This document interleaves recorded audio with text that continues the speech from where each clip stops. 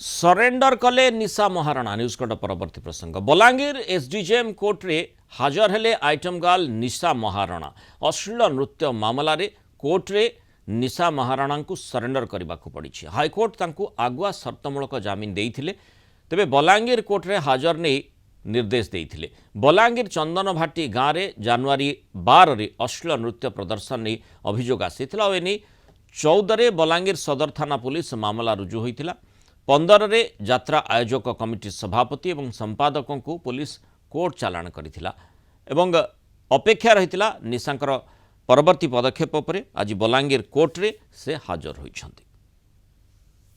अधिक आलोचना करबा चित्तरंजन मिश्र बलांगीर ब्यूरो हेड आम सहित जोड़ी। चित्तरंजन, जो भली भाव में निशा महाराणा को नहीं जो तांकर जो अश्लील नृत्य बलांगीर चंदन भाटी रे जो भली भाव में से सेतबेले नृत्य प्रदर्शन करथिले एवं जो सांघातिक अभियोग आसीथिला जोथिपाई आयोजक जो माने रहिथिले सेमानक विरोध में पुलिस एक्शन होईछि।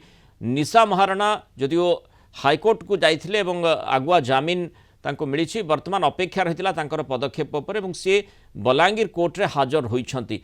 परवर्ती पदक्षेप संपर्क में कौन कहुछि, आईनगत दिगटी कौन रहुछि से संपर्क में आईनजीवी माने मत रखिछन्ति कि बा निशांकर परवर्ती कौन कार्यक्रम अछि?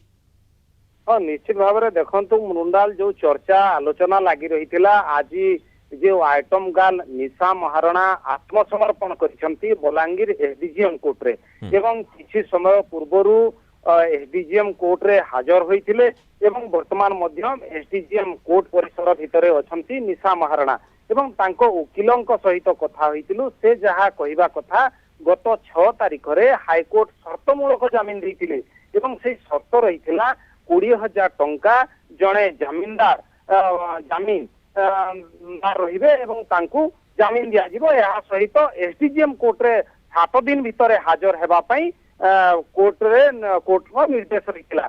आज जेतबेले एसडीजीएम कोर्ट रे हाजर होइछंती निशा महाराणा एवं वर्तमान मध्य कोर्ट परिसर रे अछंती एवं कोर्ट रु बाहरिवा परे ही जना पड़िबो।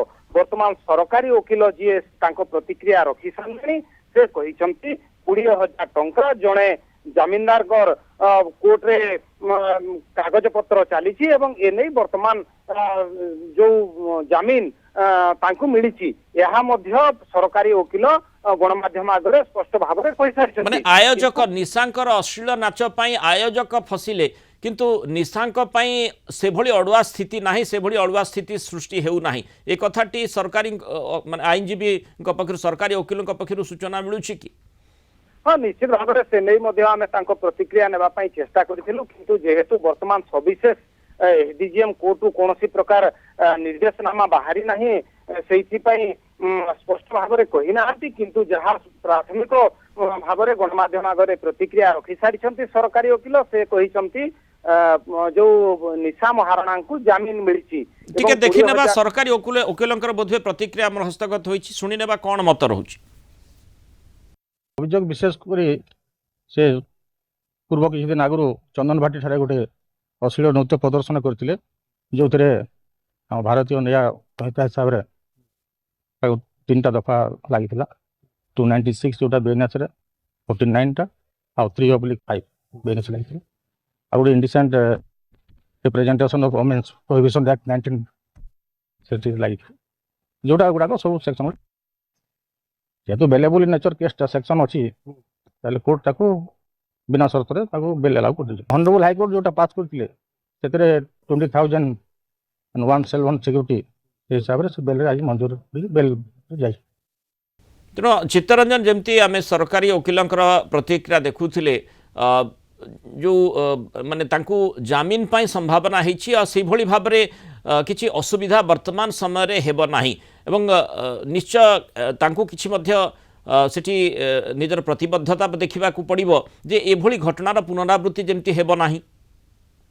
हाँ, निश्चित भाव में से नहीं आलोचना पर्यालोचना लगी रही आईनजीवी भितर एवं आमे जतबेले निशा महाराणा कोर्ट परिसर बाहर निश्चित भाव में प्रतिक्रिया नेबु या सहित वकीलंकर प्रतिक्रिया नेबु नेबाई चेष्टा करूँ किंतु जेतबेले गत जनवरी 12 तारिख रे अर्थात 8 तारिख रु 12 तारिख पर्यंत जो चंदन भाटी रे ଚାଲିଥିଲା ଅପେରା ଚାଲିଥିଲା ସାଂସ୍କୃତିକ କାର୍ଯ୍ୟକ୍ରମ ଚାଲିଥିଲା ଏବଂ 12 ତାରିଖରେ ନିଶା ମହାରଣା ଷ୍ଟେଜ କୁ ଚଢିଥିଲେ ଅର୍ଥାତ୍ ଷ୍ଟେଜ ଶୋ କରିଥିଲେ ଏବଂ ସେଇ ଜାଗାରେ ଯୋଉଭଳି ଭାବରେ ଅଶ୍ଳୀଳ ନୃତ୍ୟ ପ୍ରଦର୍ଶନ କଲେ ଏବଂ ସେଇ ଭିଡିଓ ଯେତେବେଳେ 13 ତାରିଖରେ ଭିଡିଓ ଭାଇରାଲ ହେଲା ପରବର୍ତ୍ତୀ ସମୟରେ 14 ତାରିଖରେ ପୋଲିସ ନିଜ ଆଡୁ ମାମଲା ରୁଜୁ କଲା ଏବଂ 15 ତାରିଖରେ ମାମଲା ରୁଜୁ ହେବା ପରେ 15 ତାରିଖରେ ଯିଏ ଆୟୋଜକ ଏବଂ ସମ୍ପାଦକ ଯୋଉ ରହିଲେ ଏବଂ ସଭାପତି ଉଭୟଙ୍କୁ ଗିରଫ କରିଥିଲା ସଦର ପୋଲିସ ଏବଂ ପରବର୍ତ୍ତୀ ସମୟରେ ନିଶା ମହାରଣାଙ୍କୁ ଖୋଜୁଥିଲା। ନିଶା ମହାରଣା ଗତ 6 ତାରିଖରେ ହାଇକୋର୍ଟର ଆଶ୍ରୟ ନେଇଥିଲେ। ମାନ୍ୟବର ହାଇକୋର୍ଟ ଯାହା ରାୟ ପ୍ରକାଶ କରିଥିଲେ ତାଙ୍କୁ ଜାମିନ ମିଳିଥିଲା, ସର୍ତ୍ତମୂଳକ ଜାମିନ ମିଳିଥିଲା ଏବଂ ବଲାଙ୍ଗୀର ଏସଡିଜିଏମ କୋର୍ଟରେ ହାଜର ହେବା ପାଇଁ ନିର୍ଦ୍ଦେଶ ରହିଥିଲା। ଆଜି ସେ ନେଇ ଯେତେବେଳେ ଯୋଉ ଏସଡିଜିଏମ କୋର୍ଟରେ ରହିଛନ୍ତି ଏବଂ ଏସଡିଜିଏମ କୋର୍ଟରେ ତାଙ୍କର ଜାମିନ ମଧ୍ୟ ଗ୍ରହଣ କରାଯାଇଛି ଯୋଉ ଜାମିନ ମିଳିଥିଲା ତ ନିଶ୍ଚିତ ଭାବରେ ଯାହା ସରକାରୀ ଓକିଲ ପ୍ରତିକ୍ରିୟା ରଖିଛନ୍ତି ଯେ ତାଙ୍କ ପାଇଁ ଆଉ କୌଣସି ପ୍ରକାର ଅସୁବିଧା ନାହିଁ, ପୋଲିସ ଗିରଫ କରିପାରିବ ନାହିଁ। ଯୋଉ ମାମଲା ଗୁଡିକ ଲାଗିଥିଲା ତାଙ୍କ ବିରୁଦ୍ଧରେ ଯୋଉ ଅଭିଯୋଗ ରହିଥିଲା ସେ ଅଭିଯୋଗ ପ୍ରତ୍ୟେକ ଅଭିଯୋଗ ଉପରେ ଜାମିନ ମିଳିଛି ଏବଂ ବର୍ତ୍ତମାନ କୋର୍ଟ ପରିସରରୁ ବାହାରିବା ପରେ ଯିଏ ନିଶା ମହାରଣା ଏବଂ ନିଶା ମହାରଣାଙ୍କ ଓକିଲ ତାଙ୍କ ପ୍ରତିକ୍ରିୟା ନେବା ପାଇଁ ଆମେ ଚେଷ୍ଟା କରିବୁ।